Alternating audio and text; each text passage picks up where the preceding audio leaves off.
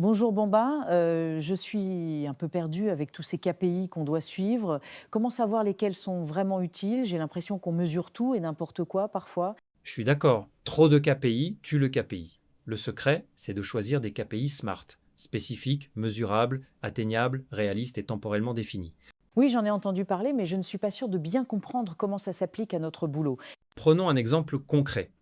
Disons qu'on veut suivre la satisfaction client. Dire simplement on veut améliorer la satisfaction est trop vague.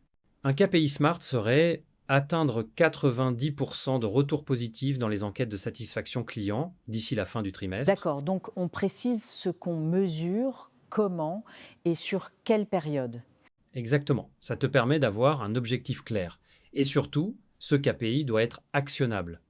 Par exemple, si on voit que les retours négatifs concernent surtout la réactivité, on peut mettre en place un plan pour améliorer les délais. C'est ça. Un bon KPI oriente tes décisions, il ne sert pas juste à remplir un tableau. D'ailleurs, il faut aussi s'assurer que les données sont fiables et collectées régulièrement. Mais est-ce qu'on doit suivre tous les KPI tout le temps? Parfois, j'ai l'impression qu'on regarde des chiffres qui n'ont pas beaucoup d'impact. C'est une erreur fréquente. Il vaut mieux se concentrer sur une dizaine de KPI clés, les vrais leviers de performance. Trop d'indicateurs brouillent la visibilité et dispersent les efforts. Ok, Bamba, je comprends. Mais comment on choisit ces KPI clés dans notre contexte?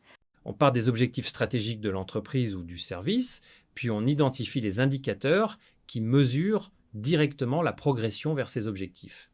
Par exemple, si notre objectif est d'augmenter la fidélisation client, un KPI clé sera le taux de rétention client sur 6 mois. Je vois.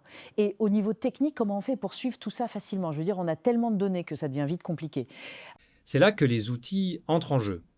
Des dashboards dynamiques comme Power BI permettent de visualiser les KPI en temps réel, de filtrer les données et de repérer rapidement les écarts. Si c'est plus simple, Excel avec des tableaux croisés dynamiques peut aussi faire l'affaire.